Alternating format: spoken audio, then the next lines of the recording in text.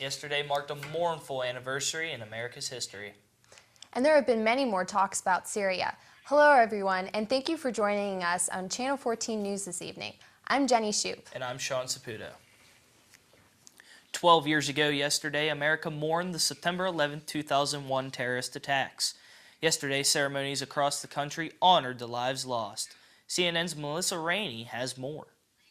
From the busy streets of New York City to the bustling nation's capital to a quiet field in Pennsylvania, silence filled the air Wednesday as people honored the thousands of lives lost on September 11, 2001. 8:46 a.m., New York City. Hundreds gathered at the site of the fallen World Trade Center to mark the moment when American Airlines Flight 11 crashed into the North Tower.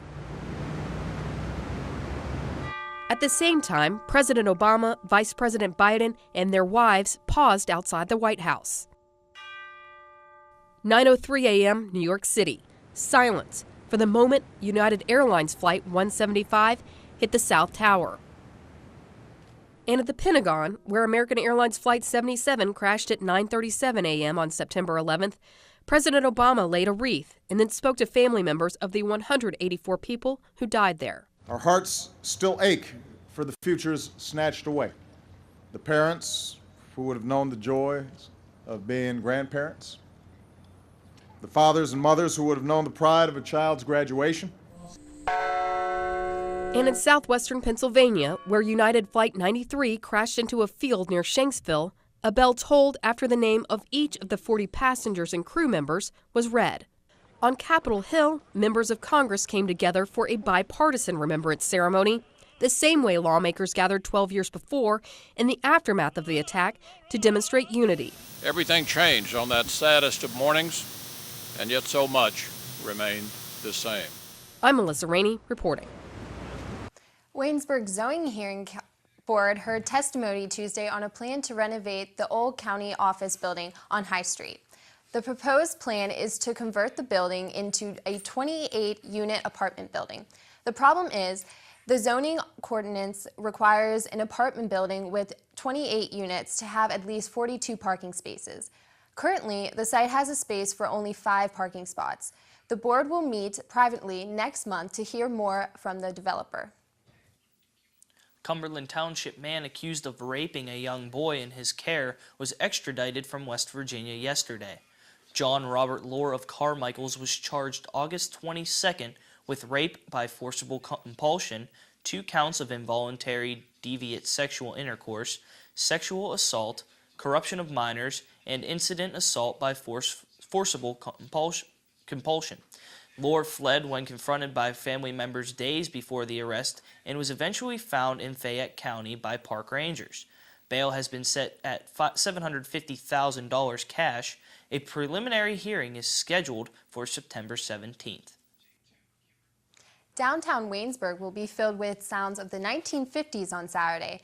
The 12th annual 50s Fest and Car Cruise is a family fun event with classic cars, contests, and door prizes. The event is organized and presented by Waynesburg Prosperous and Beautiful Inc. The event will begin at 10 a.m. and go until 4 p.m. this Saturday. Russia has a plan to control Syria's chemical weapons, but will it work? We'll find out right after the break.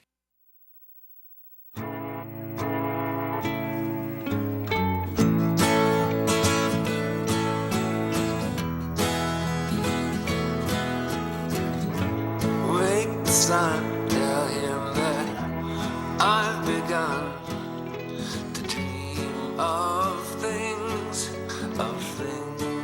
to come, and tell the trees not to look for me. I'm going to find some peace of mind. Wake the sun. Wake the sun, wake the sun, wake the sun.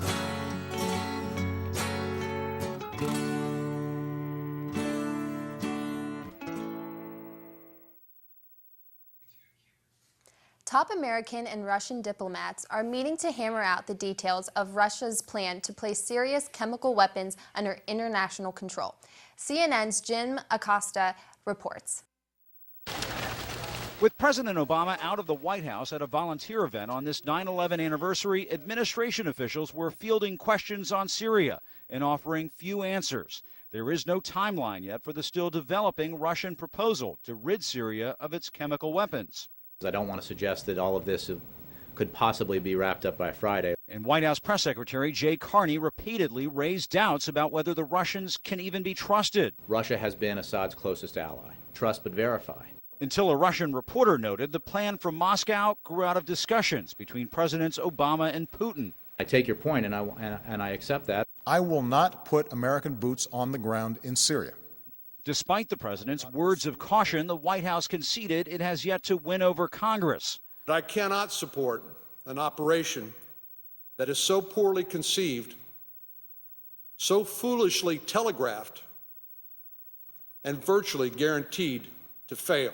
Carney was pressed on whether the president asked for a delay in the vote for military force due to a lack of congressional support. The president asked for a delay in that vote because we're engaged in exploring a diplomatic avenue. As for its other skeptics, the White House was even punching back on Twitter. When journalist Jeffrey Goldberg tweeted, "We've heard this case before, I think nothing new so far," White House senior advisor Dan Pfeiffer tweeted back, "Presidents don't ask for time to address columnists who follow every minute of the news." Just another sign for the president that the barrage of questions is here to stay. It seems to me he has now put himself in a real box. If diplomacy fails, he only really has one option, and that is the least undesirable military option. Even as he was paying tribute to the victims of the September 11th attacks, Mr. Obama seemed to touch on the dilemma facing him now: when to strike and when to hold back. Let us have the wisdom to know that while force is at times necessary, force alone cannot build the world we seek. As for what's next, Secretary of State John Kerry is headed off to Geneva to meet with his Russian counterpart on Syria. The goal, the State Department says, is to test the seriousness of the Russian proposal. As one spokeswoman put it, Kerry and other officials will be going into that meeting with their eyes wide open. Jim Acosta, CNN, the White House. Lawmakers are now trying to make changes to help better protect female recruits from sexual assault in the U.S. military. CNN's Ten Rollins has more. Just an utter devastation. Army Specialist Candace Troggett was a private, just 3 weeks on the job in 2001 at Fort Carson in Colorado Springs when one of her sergeants drugged and assaulted her. He offered me a glass of water and I drank it, and that was the last thing I remember before I woke up. Troggett says she woke up in a room at this Motel 6. I was fully nude, and he was on top of me, putting his fingers inside me. The sergeant had driven Troggett to the hotel after a night of drinking and drugged her after she asked for a ride home. Her attacker, Sergeant Alberto Silva Satter, had a stellar reputation at Fort Carson. He claimed the sex was consensual, and the people in Troggett's unit believed him and ridiculed her. He had a lot of friends and comrades and has been to battle with some of them. So there was a bond there. That's well done. Erica Lowy, a victim's advocate, was at the hospital the night of the assault and helped Troggett throughout the ordeal. She could hardly drag herself out of bed. She didn't want to go to work. She was hardly eating. It was like watching a ghost. Your world crumbles. You know, there's a part of you that just, it's lost, it's gone. And you now have to figure out how are you going to live without that piece of you that'll never be there again. After almost a year of fighting for justice, the case broke open when investigators found photos on the sergeant's cell phone of 4 women, including Troggett. They were photos of her naked, close photos of her genitalia, and I think one of the most heartrending was a photo of her face. You know, she was very clearly unconscious, and he had his penis on her face, and it was, you know, just absolutely degrading. While all 4 women testified against Silva Satter, Troggett was the only one to report an assault. Of the estimated 26,000 sexual assaults in the military last year, only 302 cases were prosecuted. Without the photos, it's likely Sergeant Silva Satter would have gotten away with it. We, as the military, take the victim's plight and their case very serious, but we have to balance that against the accused and make sure we protect their rights too. Our job is to hunt the hunters. In the realm of sexual assault and sexual abuse, we take it very serious. A bipartisan group of lawmakers are pushing to revamp the way the military investigates sexual assault cases by taking the cases away from on-site commanders. Our carefully crafted common sense proposal was written in direct response to what the victims told us, the stories that came from them, what happened to them, the fact that they didn't trust the chain of command, that they were retaliated against. A vote on changing the system is expected this fall, but at this point the legislation does not have the needed support to pass. Meanwhile, Silva Satter was tried and convicted and is serving a 35-year sentence in Leavenworth. Despite what she's been through, Candace Trogett has decided to stay in the Army. Silva took enough from me. This is my dream job. This is what I've always wanted to do. To me, this is probably one of the most important jobs an American can do, is fight for their country that they live in. And I was not going to give that up. For Out Front, Ted Rollins, Fort Carson, Colorado. Before the opening bell today, we got what appeared to be very encouraging news on the labor market. The government says that the number of people filing for first-time unemployment claims fell by a substantial 31,000 last week to under 300,000. That's the lowest level since early 2006. But the Labor Department notes upgrades to a computer system in 2 states may have triggered the big drop. And this number will have to be revised in coming weeks. This is, by the way, the last piece of labor market news before the Federal Reserve meets to discuss cutting its stimulus program next week.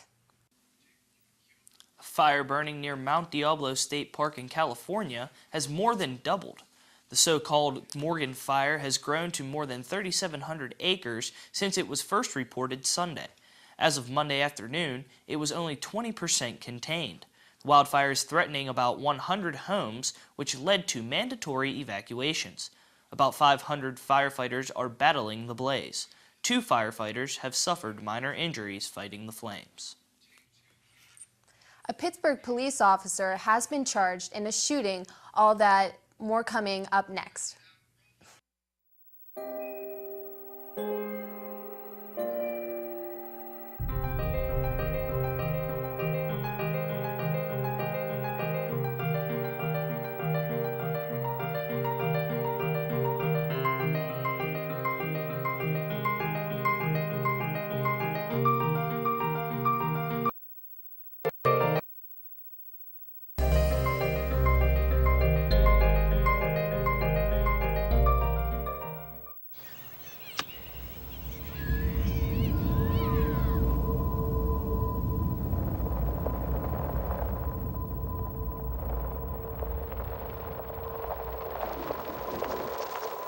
Seven 7,000 high school students drop out every school day. Let's catch them before it's too late. To start helping students in your community, visit boostup.org. A Pittsburgh police officer who has been on workman's compensation since 2010 was arrested and charged after shooting a man after a bar fight. 50-year-old Kenneth Farnan has been charged for shooting and killing 56-year-old Sean Evans outside of Condren's Tavern on Torley Street in Bloomsfield. The 2 men were seen drinking together in the bar, which then escalated into a fist fight. Farnan proceeded to fire 5 to 7 shots at Evans. Farnan was denied bail and will plead not guilty, claiming he was being beaten and felt his life was in danger. An arrest warrant has been issued for a Swissvale man accused of killing his ex-wife's boyfriend. David Eddick has been determined as the man who shot and killed 27-year-old Ryan Beal on August 31st inside a house on the 7400 block of Duquesne Avenue in Swissvale. Eddick broke into the house and fought with Beal, later shooting him multiple times. Eddick and his family in Syracuse, New York area, and police believe he could have fled the state. He He was last seen living the Brookline area of Pittsburgh.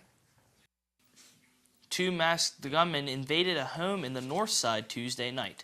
The invasion took place around 2 a.m. in the Spring Garden area of Pittsburgh. Floyd Johnston said the two masked men kicked open the door and put his 6-year-old son in the basement. Johnston was injured after being hit in the foot by a bullet. Police believe the attackers know the family as they called the 6-year-old boy by his name. The suspects got away and police are searching for the men.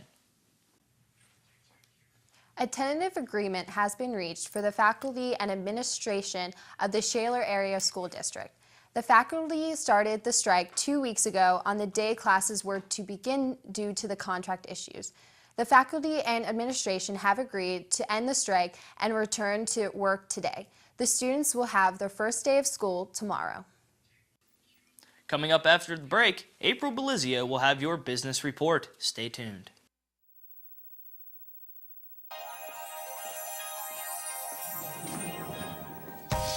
Sit with me, imagine what you'd see if every child had a book to read. 'Cause every kid across the nation deserves a book to read, and we can make it right now. No, I don't know what you've been told, but kids with books learn so much more. So the mission is for us to get a book to each and every child. So let's join hands, book people unite, unearth hidden passion. To motivate some magic. She's writing on the wall, writing on the wall. And make a difference. One book can inspire a child. One book can be the first thing that helps to change a life. Read to a child today and spark a lifetime of ambition.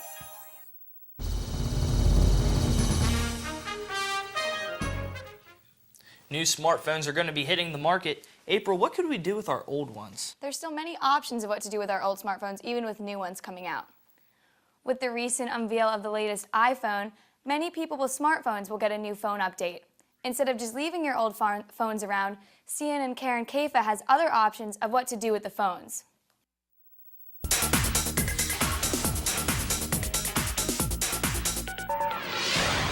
The fall is traditionally Apple season, the arrival of a new crop of devices from the tech giant. The iPhone 5, the iPad mini, and the iPhone 4S all made their debut between September and November. But with a harvest of new devices, inevitably comes the question, what to do with the old ones? Consumers have multiple outlets to resell a smartphone. First, consider the condition of your phone. You'll get more cash if it has less cosmetic damage. For people in big cities, selling a popular device like an iPhone can probably be done locally through a site like Craigslist. This avoids fees like shipping, and you get the money right away. Those looking to resell outside of their immediate area can consider sites devoted to such sales like Gazelle or Usell or eBay. Major carriers AT&T, Verizon, and Sprint all have recycling programs for old devices, which are either refurbished and sold at a discounted price or recycled for their plastic, metal, and glass. Regardless of the option you choose, be sure to wipe the smartphone clean of personal data before handing it over. Backup contacts, photos, music, and documents first, then restore the device to factory settings and remove any memory cards. For Consumer Watch, I'm Karen Kaifa. On Tuesday, CEO Tim Cook of Apple unveiled the new iPhone 5S at a company event in California. The 5S will come in 3 colors, gray, gold, and silver. The device is similar to the iPhone 5, just with different features, including a better camera and dual LED flash to help improve color balance. It goes on sale September 20th. Starting September 21st, Walmart will launch a trade-in program to offer credit for old smartphones. Customers will be able to bring their old smartphones into Walmart or Sam's Club. More than 100 devices are able to be traded in for $50 to $300, but there is one catch. Credit from a traded phone can only be used to purchase a new smartphone at Walmart or Sam's Club. Reports are now saying the NFL teams are charging an average of $82 a game for season ticket holders, a 3% rise from last year. Not only are fans paying for tickets, but also pay for around $31 for parking. Though some teams have raised prices, an NFL spokesman says This year, 17 of the 32 teams have dropped or left the prices alone. For Channel 14 Business, I'm April Belizio. Your Jacket Sports update with Austin Anderson comes right after this. Brush, brushy, brush, brushy, brush, brush your teeth. Every day and every night. Now it's your parents' turn. Here's what you gotta do. Let them have your toothbrush so that they can brushy brush your teeth. Just got your almost done. 5, 4, 3, 2, 1. That's it. Help your teeth stay healthy. Brushy brush with a grown-up every day.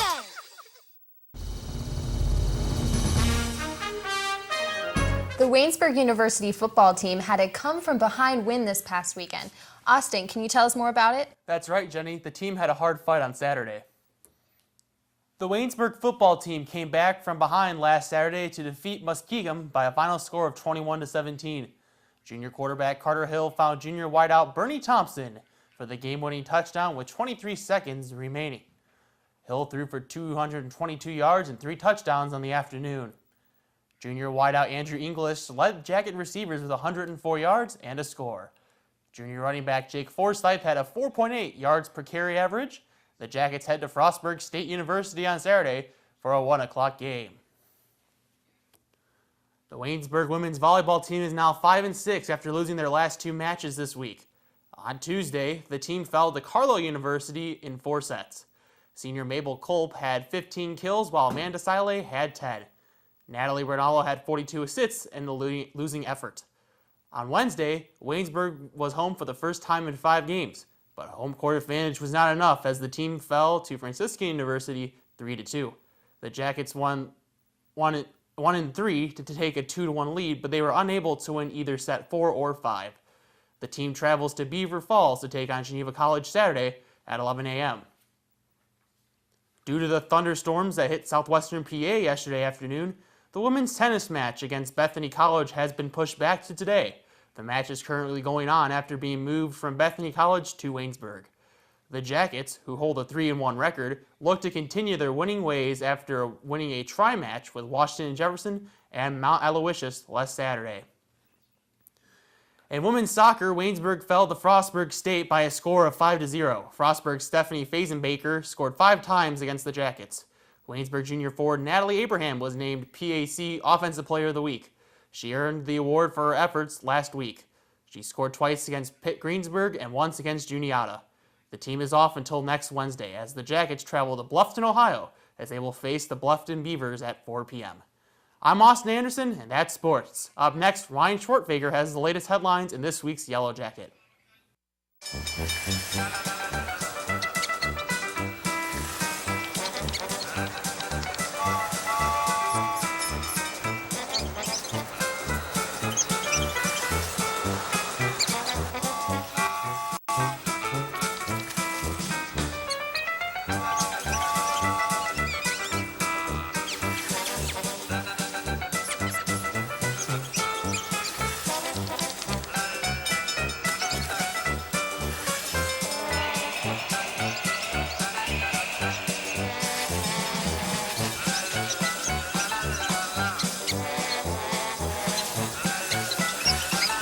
Kids will spend 15 minutes watching online videos like this one.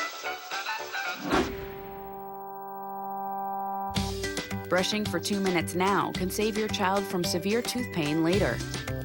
2 minutes, twice a day. They have the time.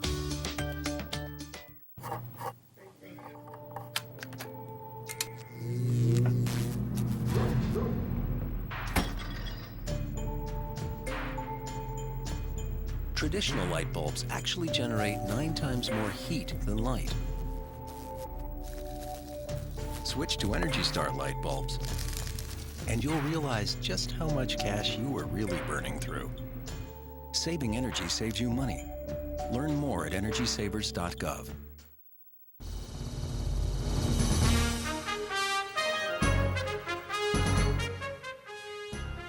The Yellow Jacket is back. Ryan, can you fill us in on some of what's in the first issue of the year? Yeah, Sean, it's a great new issue of the Yellow Jacket. Here's what you'll find as the Yellow Jacket hits the stands today of this week's newspaper. This week, Waynesburg welcomes their biggest incoming freshman class, 466 students to be exact.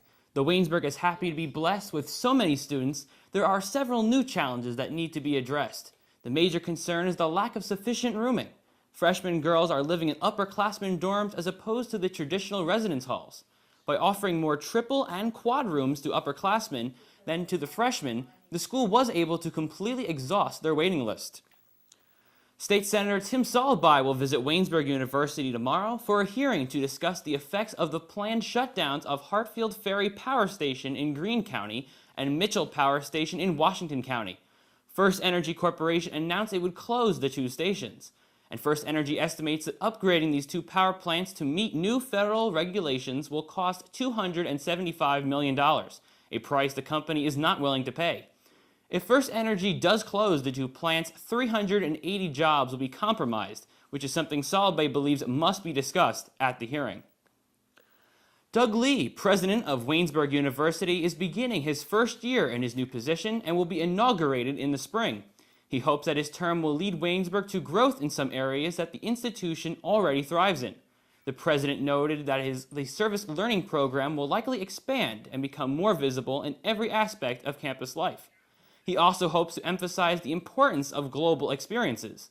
Lee is also working to continue the strategic plan set in place years ago that will improve the current standing of the university. You'll find these stories and many more in this week's Yellow Jacket on stands right now. To view the publication online, visit www.issuu.com/WU Yellowjacket. Reporting for the Yellow Jacket, I'm Ryan Schwertfeger, and now with a look at this week's weather, here's J.D. Leidick. As the Pirates begin to heat up for October baseball, the weather may be cooling down. Also, some showers could be headed our way. I'll tell you what we can expect, along with a full 5-day forecast. All this and more coming up in just a few minutes. Stay tuned. In the small town of Elmira, New York, a boy was born into an all-American family. The odds of him achieving his dream in the fashion industry? 1 in 23 million. The odds of having a child diagnosed with autism? 1 in 110. I am Tommy Hilfiger, and my family is affected by autism. Learn more at autismspeaks.org/signs.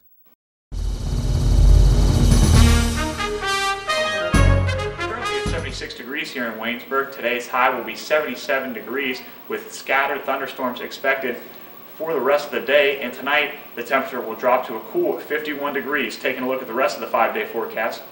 On Friday, we'll see a few showers as the teams prepare for week 3 of high school football. The high tomorrow is 62 degrees, and at night, temperatures dropping to the low 40s and upper 30s. Looking into the weekend, on Saturday, we will see a high of 66 with a low during the evening of about 42. Sunday, the high will be 73 with partly cloudy skies and a low of 48. Starting out the work week, on Monday, we will see showers move their way out, but hang around with a 20% chance of rain and a low at night of 42 degrees. And to wrap up the 5-day forecast, Tuesday we'll see the sun return with a high of 73 degrees and a nighttime temperature of about 48. Currently it's 76 degrees here in Waynesburg. For Channel 14 Weather, I'm J.D. Leidick. Thank you for joining us on Channel 14 News this evening. Tune in next week and every week for Live at 5. Have a great weekend, everybody.